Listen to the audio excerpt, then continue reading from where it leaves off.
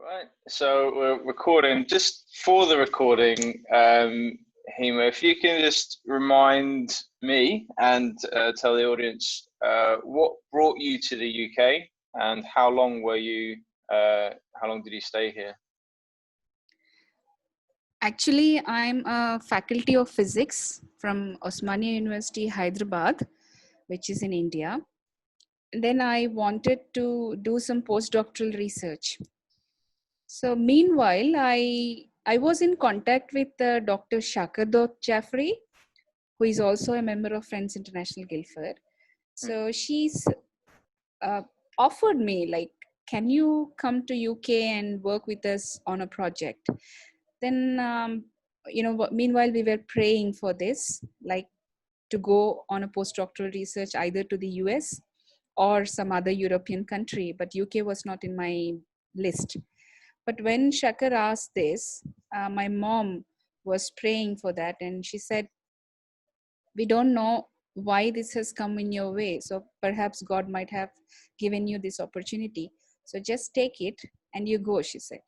Then, yeah, I too took it as God's word, and I just started to UK. I mean, all the process of visa, then getting permissions from the university, everything all happened just in 20 days. And in 1 month, I was in the UK. Yeah, everything went so quickly. Even the finances went very well. People didn't stop me for permissions because I work for the government. I had to take a lot of permissions, but everything went well, and I was released on duty. So that was the best thing. I started to UK. I came there. It was my first visit. Wow, yeah. And it was my sabbatical. I was a postdoctoral researcher at University of Surrey, Guildford, in the physics department. I worked on a project with True In Vivo Limited, which is a startup company of University of Surrey. And then I stayed there for 11 months. Actually, my term was 1 year, but I finished my project in 11 months. So I just came back after 11 months. Yeah. So that was, you returned, how long have you been back in India now?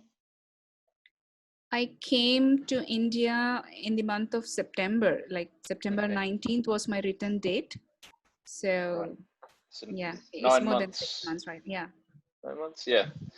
Wow. So it seems to have gone very quickly on my experience of the last few months.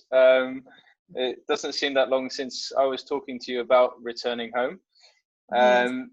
But just before we talk about returning to India, when you came into the UK, did you have any major experience of culture shock or anything that was particularly strange about the UK that you can share a story of? Yeah.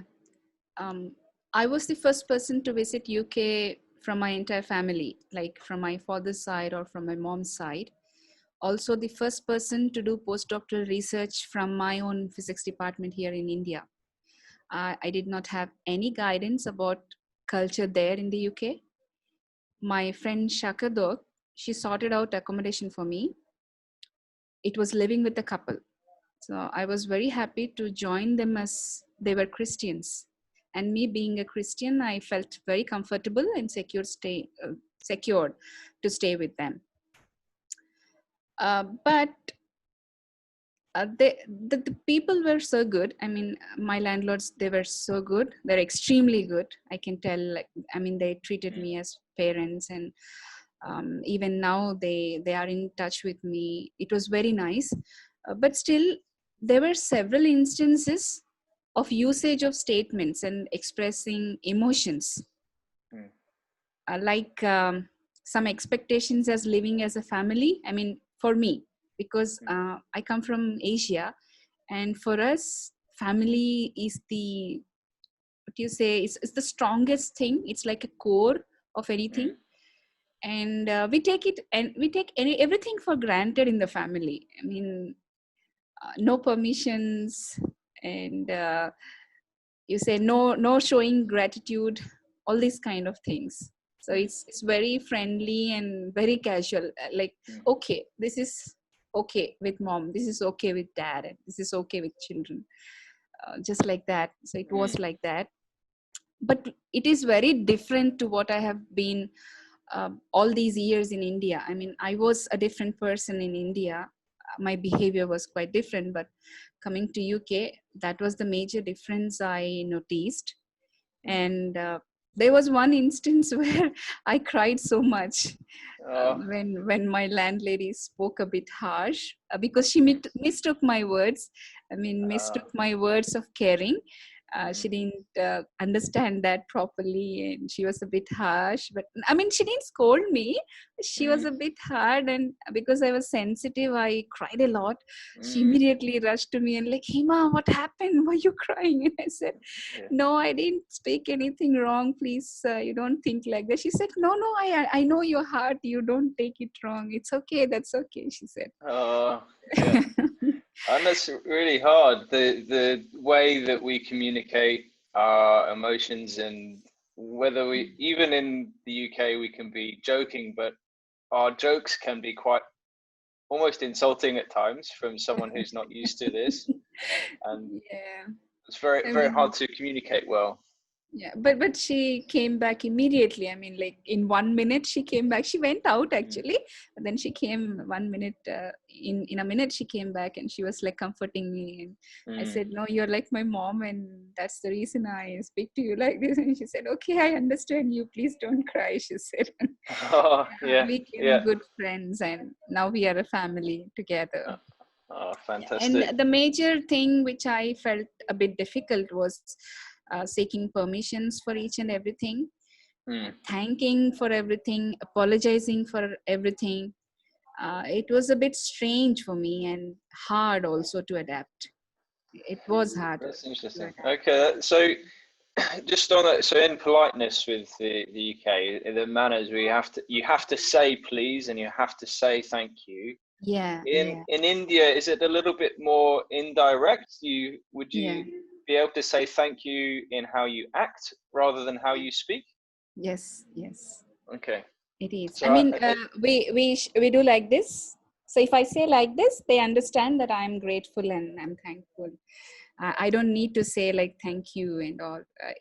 They understand it. That's really interesting, because most British people would miss that non-spoken communication. Yes, and with friends, it's like friend is like our own body. I mean, the way you can behave with your body, you can behave with your friend. You don't need to ask permission. Like, can I put my hand over your shoulder? You just we don't need. We just do it like this, or we pull the hand, or sometimes we just give a slap, like, "Hey, shut up." and that's okay. That's absolutely okay. It's not. But in the UK, it would be very, no, don't you? We have our bubble. You can't touch us. That was very strange for me when I went to church, and when I saw like people were coming to me and like, "Do you mind if I put my hand over you?" And like, okay, you can. Really but funny. Here, I mean, in the church here, if we go for prayer, it's absolutely fine. Pastor or the elders, they put their hand over your head and they pray. That's absolutely fine. Yeah. That's really, it's those cultural differences that are, when you're not used to them, you don't talk about them, but they become very big things when you're in the moment. And that's part of the things that we're trying to do with Friends International, is to open people's minds to these differences and to share our experience of them. And I think that's really important. So thank you for that story. That's really helpful. Sorry, carry on. But all the people with me at office and at home, they were very friendly. They understood that being Asian, I don't behave like them. And church was the biggest support for me. They're supporting me even today. They all loved me and accepted me as a family member, and that gave me more peace and strength, I can say. That's excellent that you were able to find that community. And I think that's really important, just to note for those watching who aren't used to cultural interactions, is oftentimes we can misread intentions, and we can think that because you're acting differently, you're acting rudely, when actually you're trying to be polite. Your friends were trying to be polite, but the cultural differences meant that they were misread. And I think one of the most important things when interacting across cultures is to try and read the other person as trying to be polite. We're all trying to be nice, we just express it differently. Yes, yes. And everyone at my office were very friendly, and soon I could make a couple of friends from different countries. I can name a few, like Shutima from Thailand, Miraya from Malta, then Mona from France, Anika from Germany, and then Arifa from Malaysia. So I have like international friends, international group of friends who are all researchers with me. And the best thing that happened to me is meeting friends, international Guildford volunteers. They're a good bunch. They're lovely people, our volunteers. Sila, really do. Jenny, Phil, Julian, Lois, Rose, Caroline, Rebs. And I was finding the conversations and activities very interesting, and tours were very good.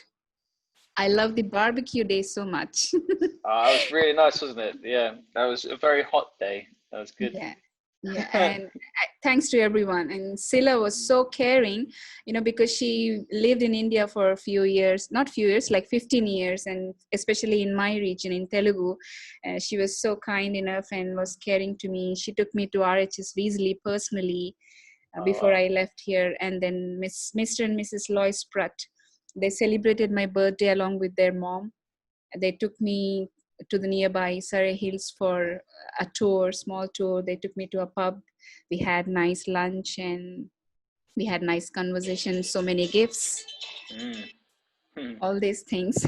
They made my birthday memorable. It was very nice. That's amazing. Unforgettable. Yeah, I'm and so much glad. love Yeah. Yeah, I felt I'm so glad.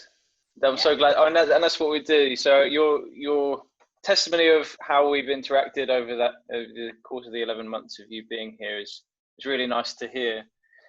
Just to keep the conversation going to returning home. Yeah. So you returned about 9 months ago. Did you find? But you also did the returning home seminar with us before you left, didn't you? Yes. Was there anything in that seminar that really stuck in your mind that helped you as you went back to India? Yes, I can. I returned to India by the end of September in 2019, and the last seminar by you, Phil.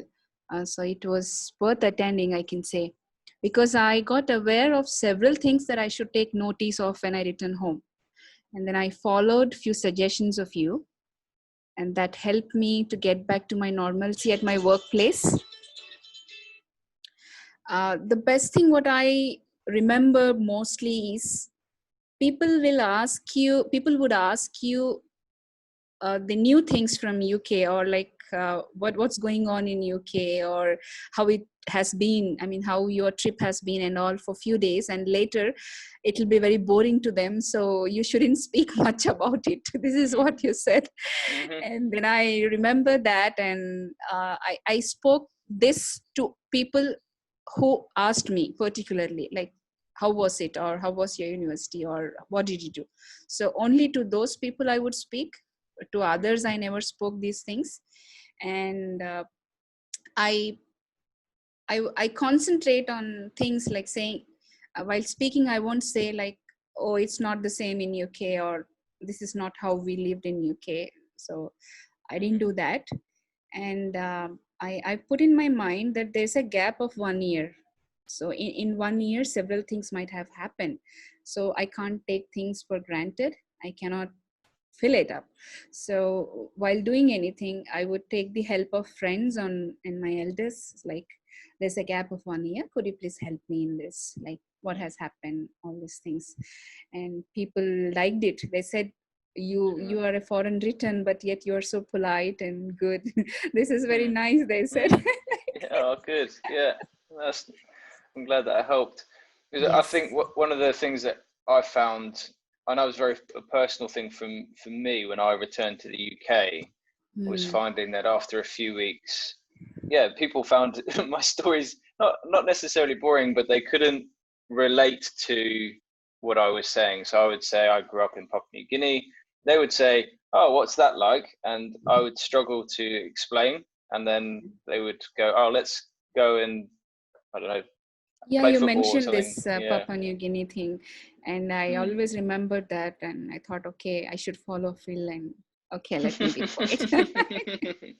It's hard though because it's such an important experience to you, and you Yes, want to go, oh, that reminds me of this time, and they yes, don't know that time, and that's a yes, really interesting way to explain it or ask people to tell you about their last yes, year as well. yes. What has changed here for you? I think that's a Yeah. really nice practical way But to help. there was one person, my colleague, his son came to the UK. I mean, I left on 19th, and his son came to UK on 20. Okay.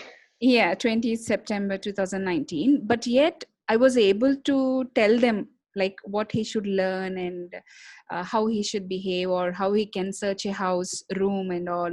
And then I told him about Friends International also. He said he will connect, and I spoke to other people and found out about his university and other accommodation places and some part-time jobs and all these things.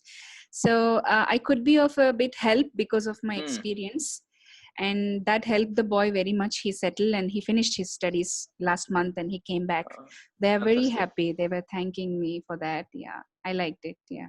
Oh, good. So you've managed to settle back home, and was there anything particularly hard that surprised you when you returned, or has it been really good? Has it? Uh, do you feel like you've settled well? um, in the job, because I got very busy, I had my teaching workload, and immediately they gave me some administrative position. So I got very busy with my work. But even my children also, they just got, I mean, what you say, um, soon they mixed with me. They Mm, said, we don't feel as if you went away for 1 year, mom. It's like we just feel as if you went to Delhi or Bangalore just nearby, mm, and you just came back. We don't feel you were very far, they said. that's good. So because I was talking on video every day, I didn't have Mm, a gap between my family and myself. But the environment here, like roads and buildings and flyovers and entire structures changed. oh well. Yeah, in 1 year several things happened, several constructions, and the traffic increased a lot. So Mm, driving was appearing frustrating to me. Why yeah. I'm driving here? Why people are not disciplined? Why don't they follow traffic rules? Why is it like this? Yeah. Uh, that's good. I've heard other people make that comment when going to India from England, where England is quite disciplined on the roads, but it's very different over there. Yes. I mean, for me, I follow time very much. I'm a disciplined person. And so England timing or the people's discipline was very fine for me. It was absolutely fine. I didn't face difficulty at all. But here in India, things are not the same. So Mm, I feel hard. yeah, People yeah. don't come in time. They don't do things on time. Mm, Yeah, I that must be find it difficult. frustrating. Yes, it Mm. is. It is. And a lot of mosquitoes. Oh. Oh. Yeah, you get a warmer climate, but more bugs. More mosquitoes. It was very hard. Like until I think until March, we had so many mosquitoes, and every day, me and my daughter, we take a mosquito bat and we just kill them. Yeah, yeah. Swap. You'd have to do similar where I grew up. There's Yeah, that mosquitoes that that come was up. very hard for me. Like biting of mosquitoes for 1 year, I was very free from mosquitoes. I was happy. Yeah. Yep. So now this was horrible. Beating every day, like yes, Oh, yes, that's yes. right. Yeah, yeah. It Uh, was. when you returned, was there anything English that you expressed with people? Did people make note that you've become English in any way, in maybe the way you said? Did you take your politeness back to India? Did you say please and thank you more than you used yeah. I speak to people like this even now. So when I tell my friends like, okay, thank you, and they say like, thank you? Are you okay? Are you okay? So like, yes, it's okay. Then why are you thanking me? Like, being polite. Yeah.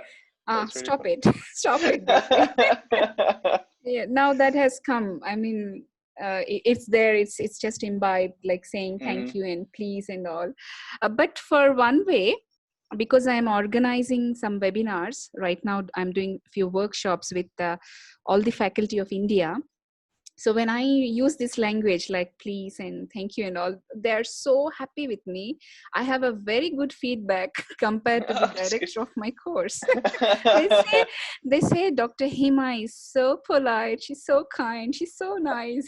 Oh, nice. Wonderful woman. We should learn from her all these things, blah blah blah. So many compliments. Heaps. Oh, fantastic. So it's actually done you very well to become a little bit British in how you say please and thank you.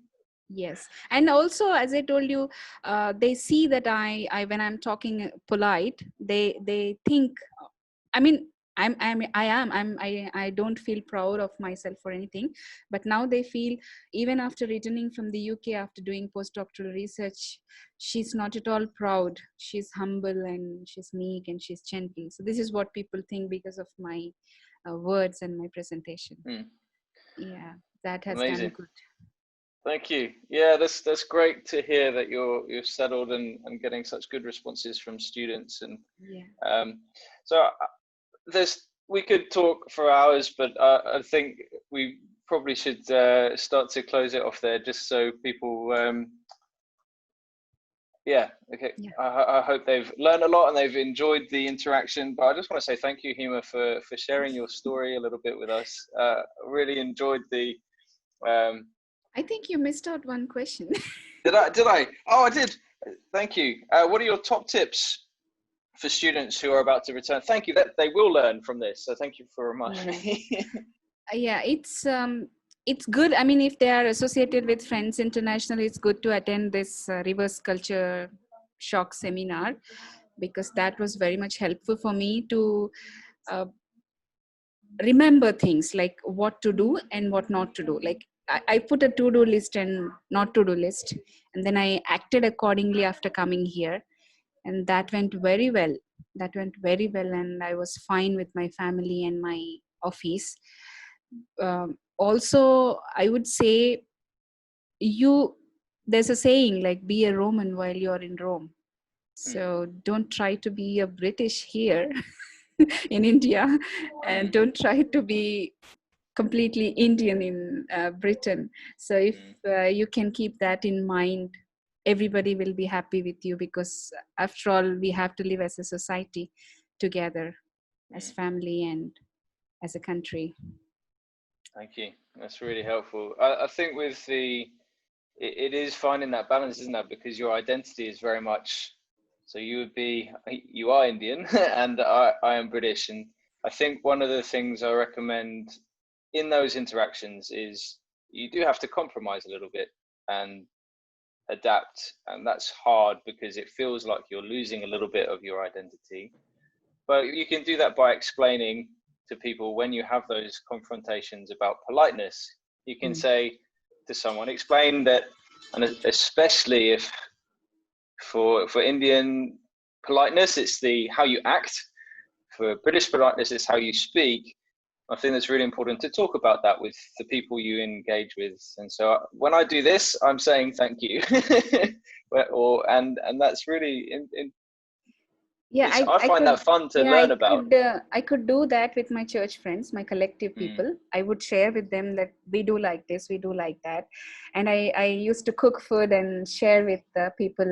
So that was the thing which brought me closer to everyone. They mm, loved my food and like, oh Hima, you have to come and cook this for us. And I cooked for Sila as well. She said, Hima, I want to eat upma. She said, like, okay, I'll do it. amazing. But Yeah. because Sila has lived in India, Sila and Lois, they both Mm, lived in India. Even Caroline, she also lived in Bangladesh for several years. They were used to this kind of culture, Asian mm, culture. They are with Asian students. They didn't find anything offensive with mm, me or my friends' behavior. It was nice living yeah. with them. Yeah. Good. Thank you, Hima. I think I've covered all the questions now. Yes. Yes. Is there anything else that you might recommend to students, or anything else that you'd like to say before we finish Yes, up? I recommend students to join Friends International anywhere in any part of the country, Hmm. because that will make you close to others quickly. I mean, you don't find friends easily in your own place. You might not friend, but through Friends International, you find several people. And I also recommend doing activities with Friends International. Every week, once in a week, you have one or the other activity. So that's always good. And if you are not very orthodox to religion, it's better to go to a church. You will find the love of other people, and you'll find it peaceful. So it will remove all your stress. I can tell you, you don't feel depressed because of the winters there.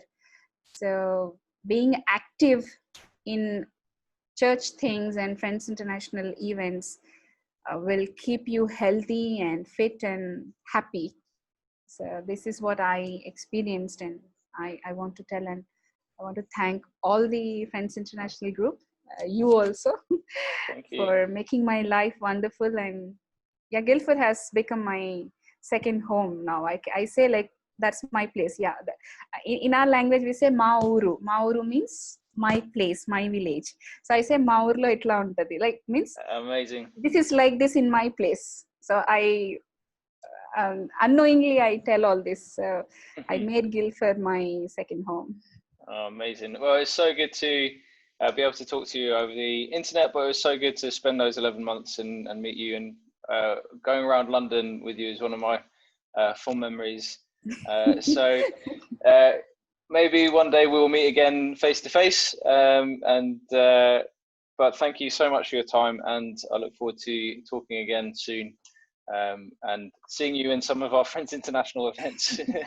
You're welcome. You're very welcome. So because the timings are odd, I mean, if you do something in the evening, it's like midnight for me. So Mm, I'm not able to join several events. But for others, which are a bit like 4 o'clock or 5 o'clock in the evening, I'm trying to join. I'm connecting others. Yeah, I've spoken to Lily Jones and oh yeah, Julian, yeah. Sila, Caroline, and Jenny also. Yeah, I spoke to all those Oh, people. great. Nice Yeah. one.